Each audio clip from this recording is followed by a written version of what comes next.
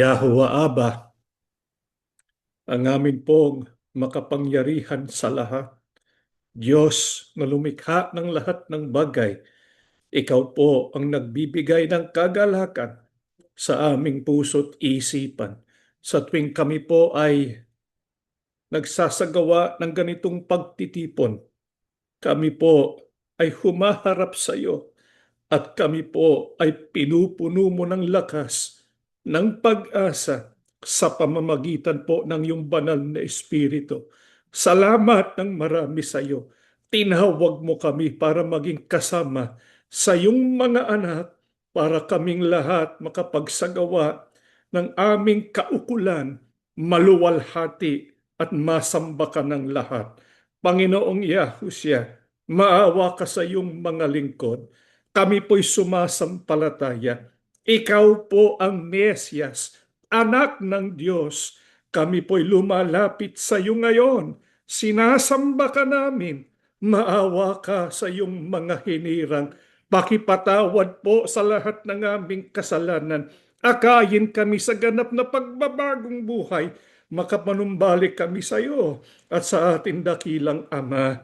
Mag-aaral kami ng iyong mga salita. Aba Yahuwah, maawa ka. Maunawaan namin ang iyong mga salita. Ito po ay maging kinagagalak ng aming kaluluwa upang ito'y mapagbulay-bulay namin para kami po'y maging lalong malapit sa iyo. Pakibasbasan ng iyong mga anak sa iba't ibang panig ng mundo.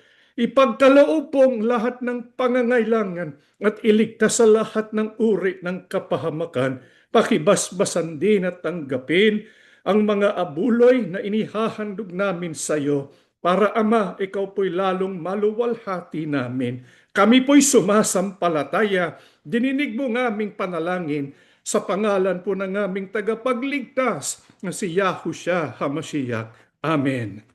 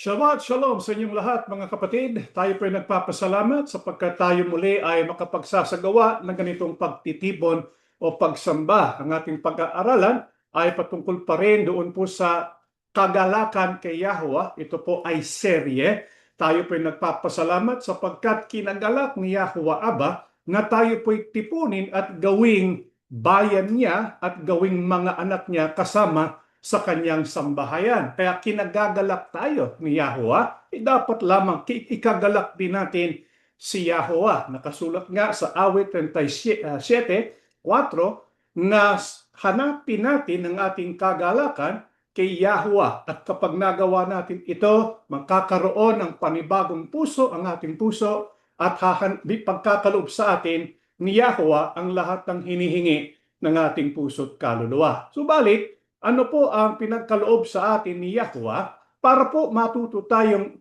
hanapin ang kagalakan natin sa Kanya? Magsimula po tayo dito po sa mga awit 1:1 hanggang 3. Mapalad ang taong hindi lumalakad sa payo ng masama, ni tumatayo man sa daan ng mga makasalanan, ni umuupo man sa upuan ng mga manunuya, kundi nasa kautusan ni Yahweh ang kanyang kagalakan at nagbubulay-bulay araw at gabi sa kanyang kautusan.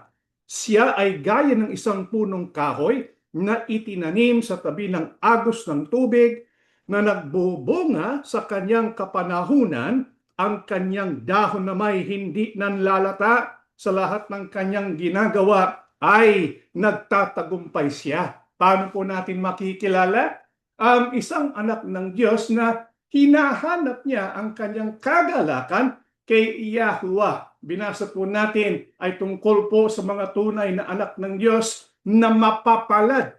Yung salitang mapapalad sa Hebreo, ang tunay na kahulugan ay kagalakan, o kaya sila po yung nagagalak ng ayon po sa kalooban ni Yahweh Aba. Sa makatwid, sila yung natutong hanapin yung kagalakan kay Yahweh at natamo yung tunay na kagalakan. Paano po natin sila makikilala? Ayon po sa ating binasa, sila po ay ginawang kagalakan ang kanyang kautusan o kaya ang kanyang mga salita. Kaya ang isang matibay na katangian ng mga tunay na nagagalak kay Yahweh, sila po'y nagagalak sa mga salita ng Diyos. Ganyan po ba tayo, mga kapatid? Sino po ba ang tunay na nagagalak sa mga salita ng Diyos? Ayon sa ating binasa, nagbubulay-bulay araw at gabi sa kanyang kautusan. Napakahalaga po ng pagbubulay-bulay.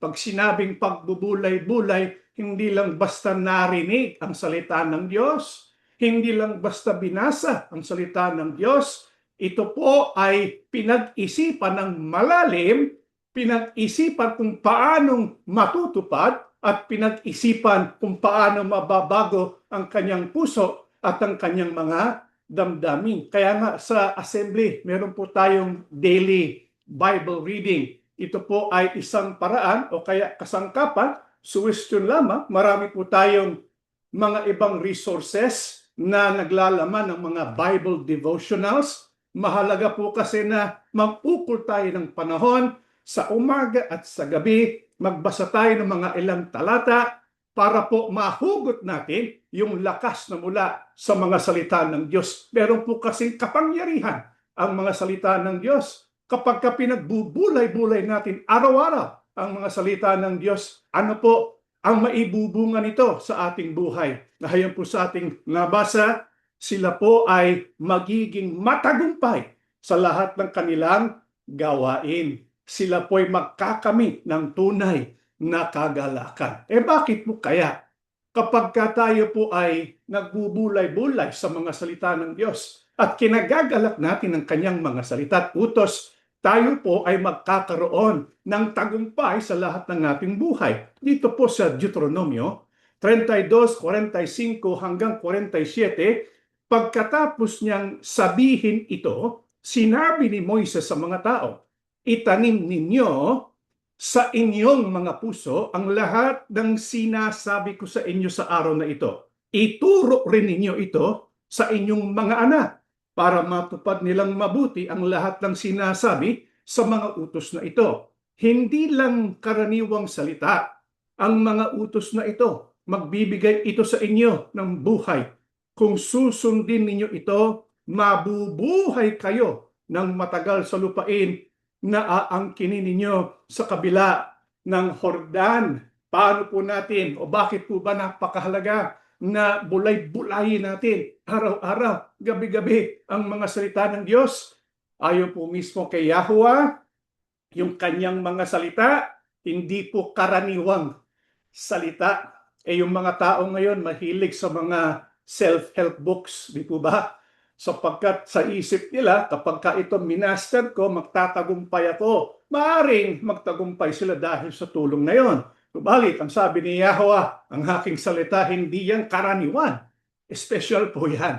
Bakit? Mula po yan sa lumikha ng lahat ng bagay. Mula sa kanyang salita, nalikha ang lahat ng bagay. Kaya ang sabi ni Yahweh, ang kanyang mga salita, hindi po riyan karaniwan.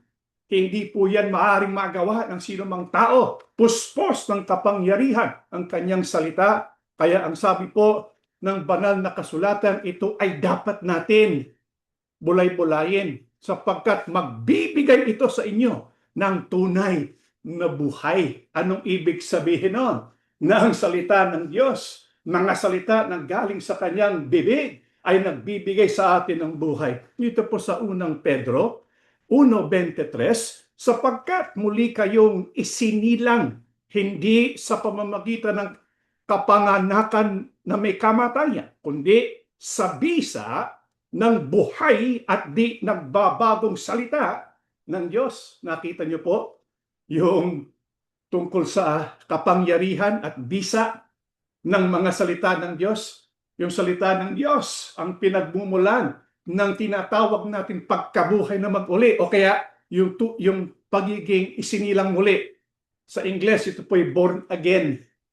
Tayo po ay isinisilang uli sa isang walang kamatayan dahil po sa bisa at kapangyarihan ng mga salita ng Diyos. Kaya ba yan gawin ng mga salita ng tao? Kahit sinong matalino pang ang nagsulat niyan. Maaari siyang makagawa ng magagandang mga prinsipyo para tayo ay magkaroon ng tagumpay sa iba't ibang aspeto ng mundo. Pero ang salita lang ng Diyos ang nagbibigay ng isang buhay na walang hanggan. Kaya nga, napakakapangyarihan ng mga salita ng Diyos. Sino pong makikinabang sa mga salita ng Diyos? Dito po sa unang taga-Tesalonica 2:13, at kami ay patuloy na nagpapasalamat sa Diyos na nang inyong tanggapin ang salita ng Diyos na inyong narinig sa amin, ay inyong tinanggap yun, hindi bilang salita ng mga tao, kundi ayon sa katotohanan ay bilang salita ng Diyos na gumagawa naman sa inyo na sumasampalataya. Sino pong makikinabang sa mga salita ng Diyos?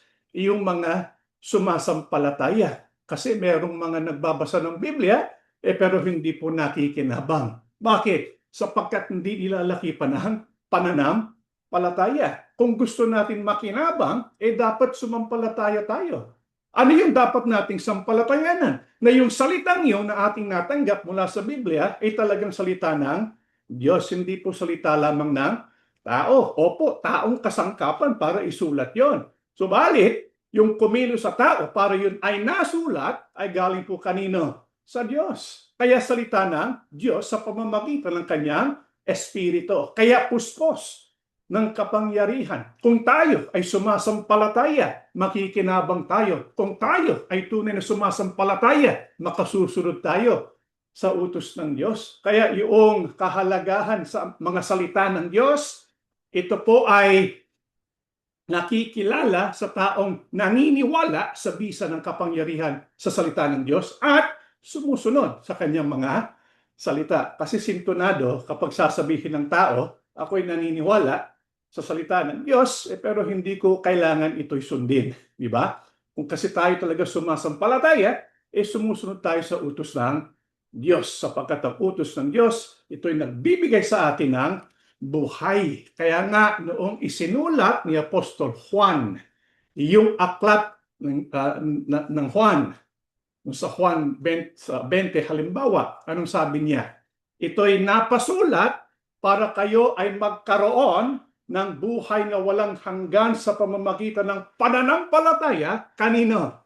Kay Yahushua bilang anak ng Diyos. Kaya nga tayo ay nagkaroon ng tunay na pagkilala kay Yahushua dahil sa mga salita ng Diyos. Hindi naman kasi natin nakita si Yahushua mismo, di ba?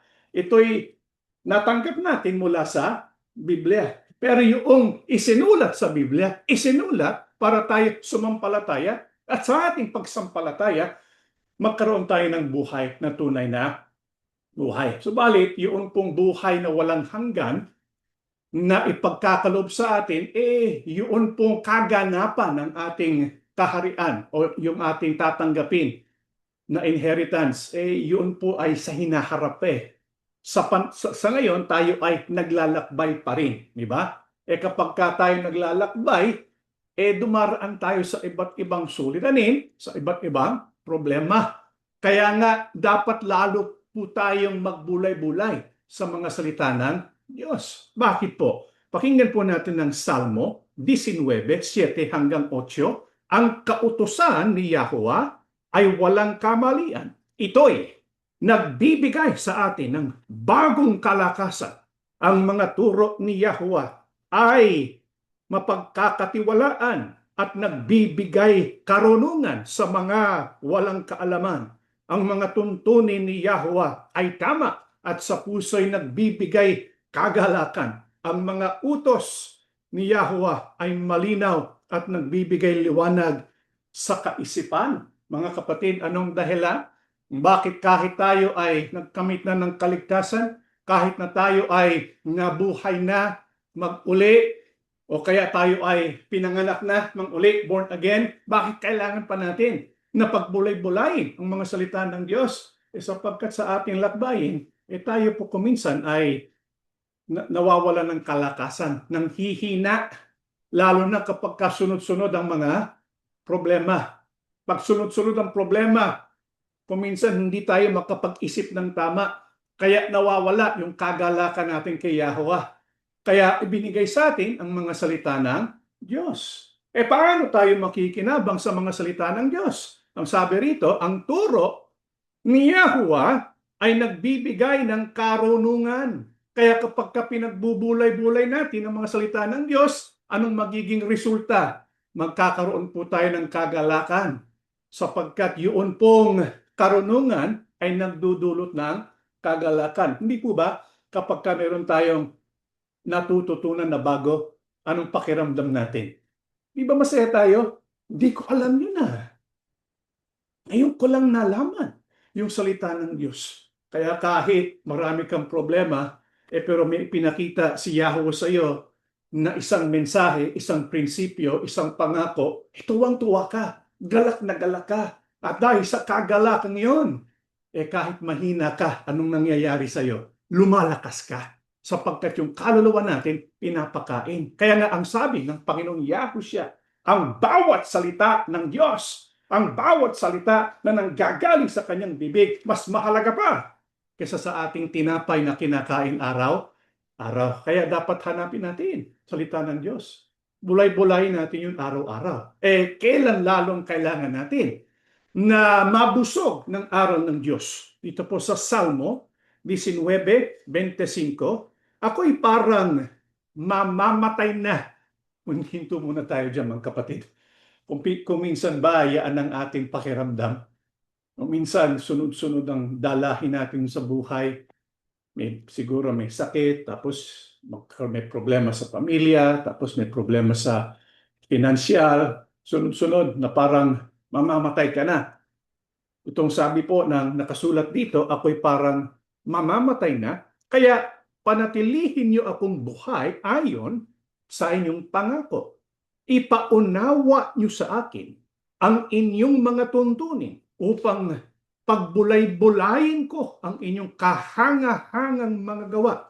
Ako'y nanlulumo dahil sa kalungkutan. Palakasin niyo ako ayon sa iyong pangako. Yahuwah, sinunod ko ang iyong mga turo, kaya huwag niyong papayagan ako'y mapahiya. Pinagsisikapan kong sundin ang inyong mga utos dahil pinapalawak niyo ang aking pangunawa. Mga kapatid, kailan natin lalong kailangan na magbulay-bulay sa mga salita ng Diyos? Kapag tayo po ay nanlulumo dahil po sa matinding kalungkutan, kapag tayo nanlulumo na ang pakiramdam natin parang mamamatay na tayo. Kuminsan ito'y dumarating sa buhay ng tao, mga apostol. Naranasan nila yon. Mga unang Kristiyano, naranasan nila yon. mga propeta ng Diyos, naranasan po nila yon.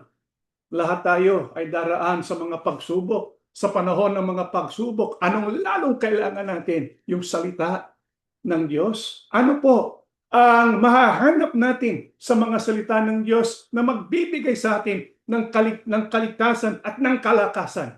Ayon po sa ating binasa, kapag hinanap natin sa mga salita ng Diyos, bibigyan po tayo ng karunungan ukol po sa mga kahangahangang gawa ni Yahweh. Kaya nga nakasulat po dyan, dapat natin pagbulay-bulayin yung mga kahangahangang gawa ni Yahweh. Pag binasa kasi natin ang Biblia, yung mga ginawa ni Yahweh nung nakaraan, marami po tayong makikita di ba? At mabibigyan po tayo ng inspirasyon. Makikita natin kung paano tinulungan ni Yahweh yung mga may problema, yung mga nawalan ng pag-asa, kung paano niligtas ni Yahweh yung mga tumawag sa kanyang pangalan. Kaya paulit-ulit maraming storya, maraming kwento, tunay at totoong kwento ang Biblia. Kaya nga pinag-aaralan natin yung history ng Biblia. Tawag po dyan ay Bible History Project. Di ba pag pinag-aaralan natin yung Bible History Project, makikita natin yung kahangahangang gawa ng Diyos na walang imposible sa Kanya, na yung mga nagtitiwala sa Kanya hindi nabibigo, na kahit akala ng tao ay mamamatay na siya o wala ng pag-asa, tapos biglang dumating si Yahweh. Kaya nagbibigyan po tayo ng inspirasyon at ng kagalakan. Ano pa ang ating mahahanap? Kapag pinag-aralan natin ang banal na kasulatan, makikita natin yung kanyang mga pangako. Kapag alam natin ang pangako ni Yahweh, maaari natin hawakan yon. Hindi tayo mapapahiya kapag pinanghawakan natin yung mga pangako ni Yahweh. Kaya kung meron po tayong problema, meron pong katapat na pangako si Yahweh. Alamin natin yon sa mga salita ng Diyos. Kaya kapag alam natin yung mga kahangang-hangang gawa ni Yahweh at alam natin yung kanyang mga pangako, tayo po ay lalakas sa ating pananampalataya. Pero higit sa lahat, anong ating matututunan kapag pinag-aralan natin at pinagbulay-bulay natin ang mga salita ng Diyos? Nito po sa awit 119:50, ito pong nakasulat. Ito'y aking kaaliwan sa aking kapighatian, na ang inyong pangako ang nagbibigay sa akin ng buhay. Ang iyong mga tuntunin ay naging aking mga awit sa bahay ng aking paglalakbay. O Yahweh, aking naaalaala sa gabi ang iyong pangalan at sinunod ko ang iyong kautusan. Ito ang tinamo ko sapagkat aking iniingatan ang mga tuntunin mo. Mga kapatid, ano pang ating matutuklasan? Kapag pinag-aaralan natin, pinagbubulay-bulayan natin ang mga salita ng Diyos, yung patungkol po sa pangalan ni Yahweh. Yung pangalan ni Yahweh, hindi lang basta pangalan. Saan po tumutukoy ang pangalan ni Yahweh? Tumutukoy po yan sa kanyang karakter. Kasi kapag dumating ang kapighatian, kailangan natin lalong maalaala na si Yahweh makapangyarihan sa lahat. Ano pa? Tapat sa pangako. Ano pa? Mahabagin na Ama. Ano pa? Mapagbigay ng pag-ibig. Ano pa? Siya po ang nagpapatawad sa mga kasalanan. Ito po yung tinatawag nating 13 attributes. Alam niyo po, mga kapatid, pag binasa natin yung kasaysayan ng Biblia, makikita natin yung 13 attributes na yun At yun ang alam natin na ating maaasahan. Kasi yun pong mga nangyayari sa ating buhay na nagdudulot ng iba't ibang kapighatian, yun po kuminsan nandyan, kuminsan wala. Pero yung ating maaasahan palagi na makakatulong ay ang karakter ni Yahweh. Hindi po kasi yung nagbabago. Problema, nagbabago. Pero yung karakter ni Yahweh, hindi po yun nagbabago. Kaya pag binabasa natin ang kasaysayan ng Biblia, meron tayong pag-asa. Kaya nga sa Roma 15:4, ibinigay sa atin ang mga salita ng Diyos para habang binabasa natin ito, nagkakaroon tayo ng pag-asa. Ano yung basihan ng pag-asang yun? Yung karakter ni Yahweh. Yung kanyang pangalan, Yahweh, ang nagbibigay sa atin ng pag-asa. Pero higit sa lahat, paano po tayo lalong makikinabang sa pagbubulay-bulay ng mga salita ng Diyos? Pakinggan po natin ang ikalawang Timoteo 3:15 hanggang 17. Mula pa sa pagkabata ay alam mong ang banal na kasulatan ay nagtuturo ng daan ng kaligtasan sa pamamagitan ng pananampalataya kay Kristo Yahusha. Ang lahat ng kasulatan ay kinasihan ng Diyos at nagagamit sa pagtuturo ng katotohanan, sa pagtatama sa mga maling katuruan, sa pagtutuwid sa likong gawain at sa pagsasanay para sa matuwid na pamumuhay, upang ang lingkod ng Diyos ay magiging karapat-dapat at hindi sa lahat at magiging karapat-dapat at handa sa lahat ng mabubuting gawain. Paano po tayo lalong makikinabang sa mga salita ng Diyos na mababasa natin sa Biblia? Kapag ka nalaman natin kung paano natin nakuha o nakamit ang salita ng Diyos. Naisip niyo po ba mga kapatid, paano ba nagkaroon ng Biblia? Paano ba? Ito ba ay imbento lamang ng tao? Kasi mayroong mga nagsasabi, anong pagkakaiba ng Biblia? Halimbawa sa Book of Mormon, o kaya sa Quran, o kaya sa Senabesta, o kaya sa Tripitaka. Anong pagkakaiba ng mga salita ng Diyos? Makikita po natin, sinagot siya ni Apostle Pablo Ano nakasabi? Ang sabi, lahat ng kasulatan, ibig sabihin yung banal na kasulatan, lahat ng banal na kasulatan may katangian. Ano po yun? May kasi. Kinasihan ng Diyos. Lalong maganda ito sa Griego Sapagkat sa Griego, pag binasa mo ito, ang ibig sabihin, ayon nga sa English translation, God-breathed. Ito'y bunga ng kanyang hinga. Anong ibig sabihin nun? Galing ito sa kanyang ruwak. Ano ba yung ruwak? Spirito. Kapag sinasabi natin espirito, ito ay, ang tinutukoy ng espirito ay tungkol po sa inyong malalalim na kalagayan. Pag sinabing kinasihan ng Diyos, kinasihan ni Yahweh, ito po ay mensahe mula po sa puso ni Yahweh.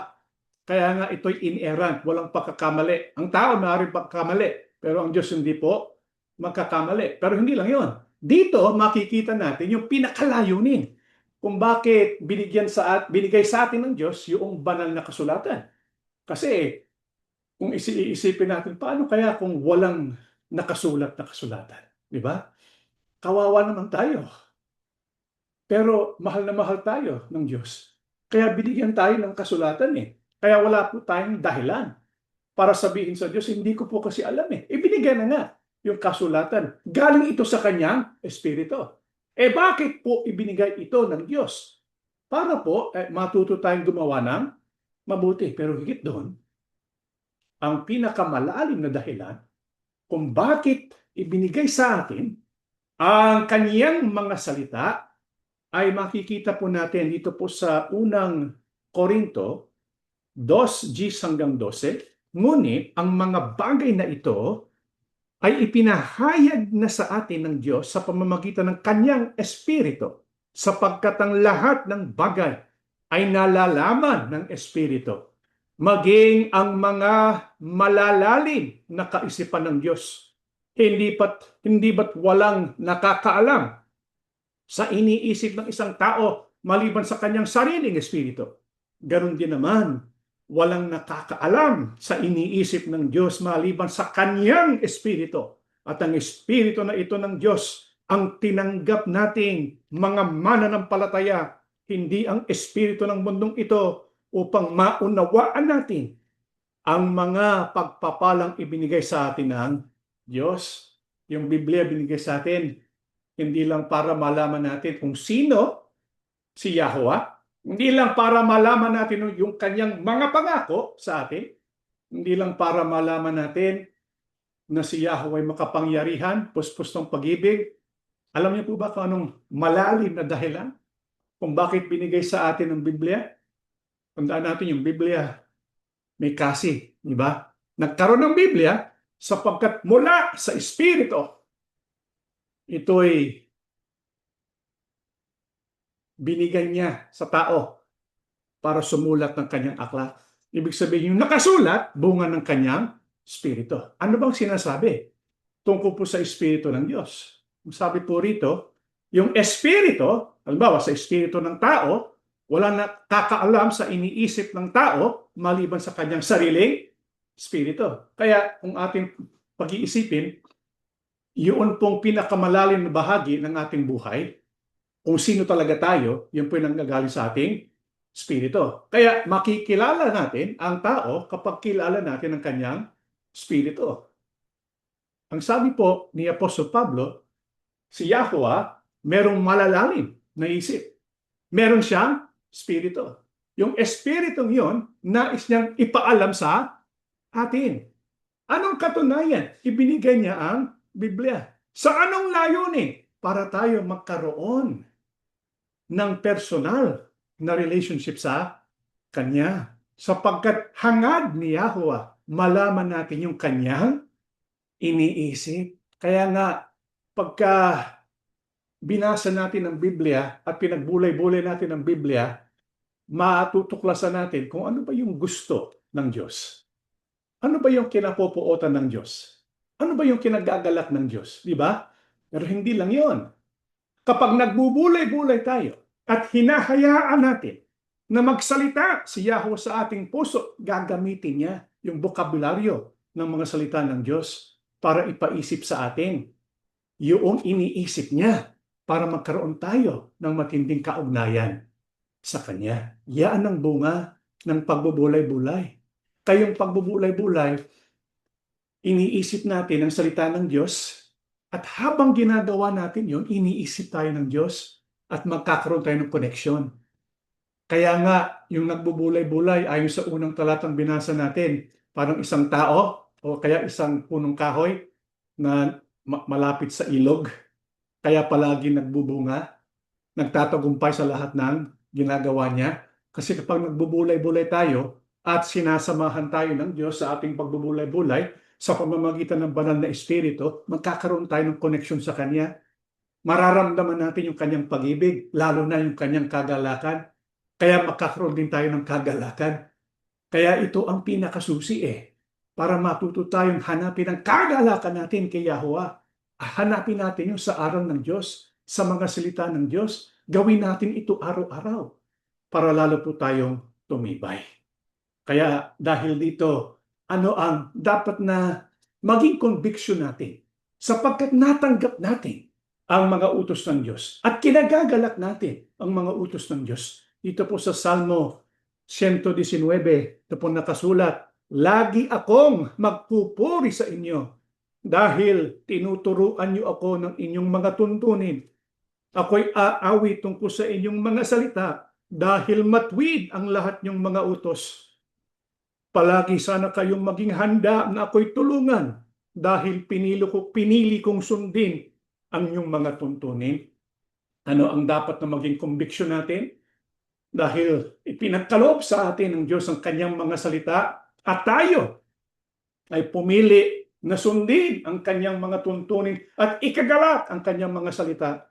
Ayon po sa ating binasa, dapat ay lagi tayong magpuri sa Kanya. Lagi tayong umawit sa Kanya.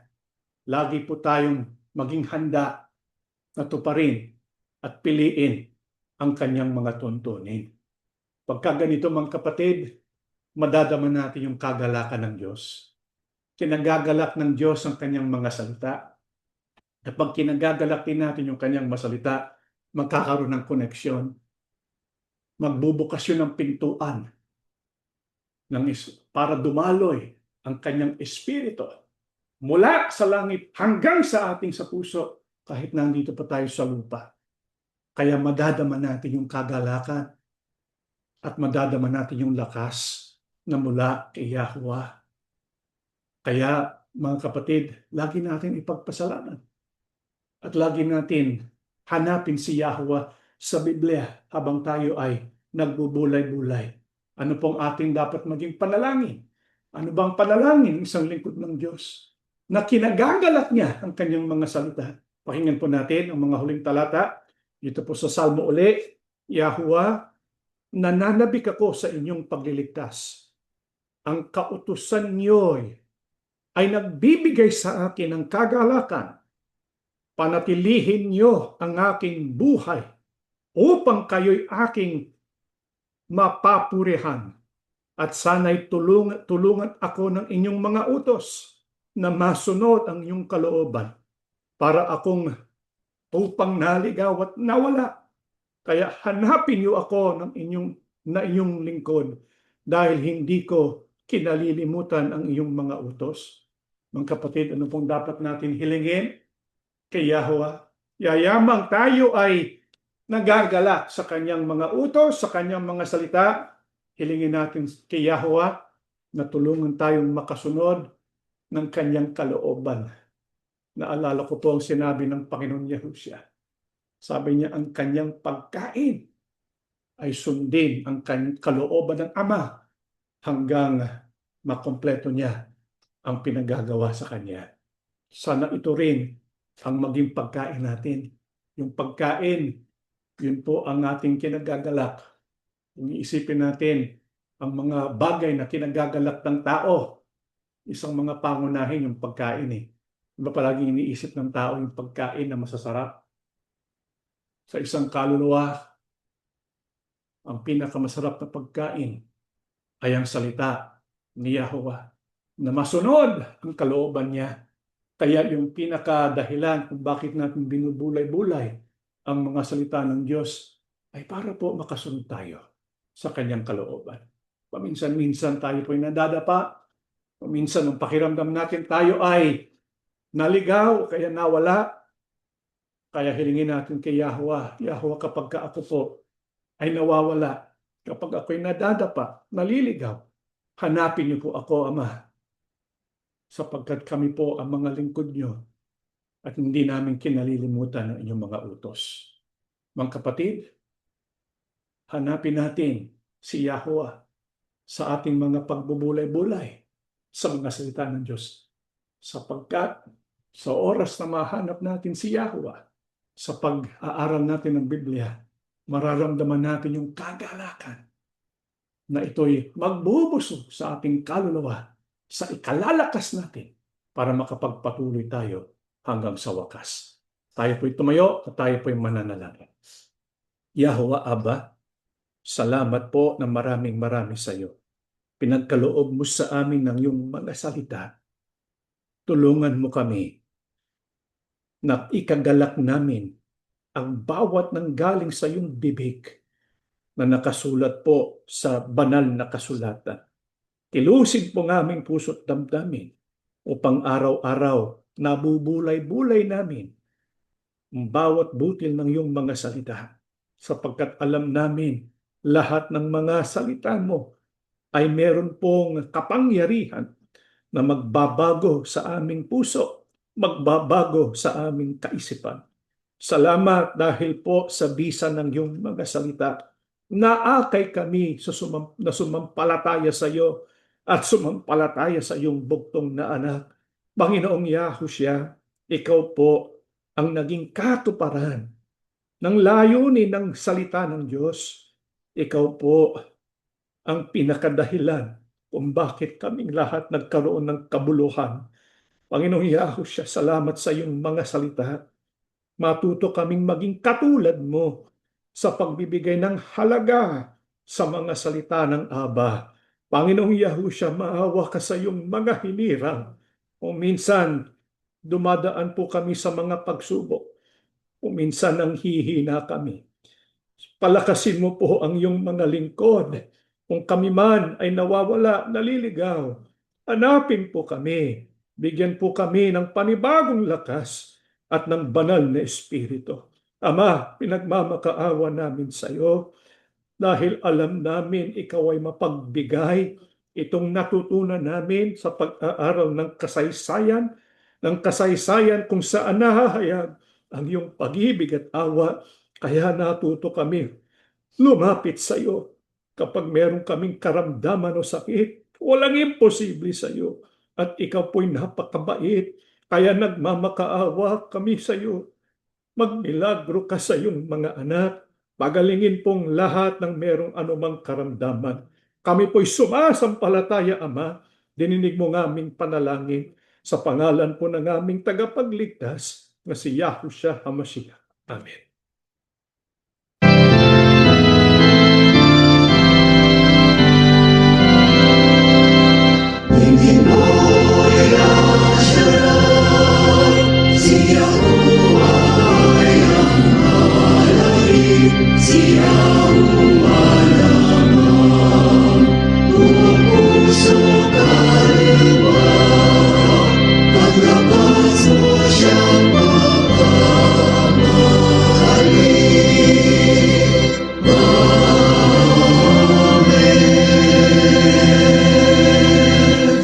Ang walang maliw na pag-ibig at masaganang awa ni Yahuwah Abba, ang biyaya at kapangyarihan ni Yahushua HaMashiach, at ang laging paggabay ng banal na Espiritu ay sumaating lahat ngayon at magpakailanman. Amen. Mga kapatid, paalala lang po yung ating Bible Literacy Project reading assignment for the month of June ay basahin po ang aklat ng Daniel. Natatapos na po ang ating pagsamba. Yahuwah Abba and Yahushua HaMashiach bless all of us.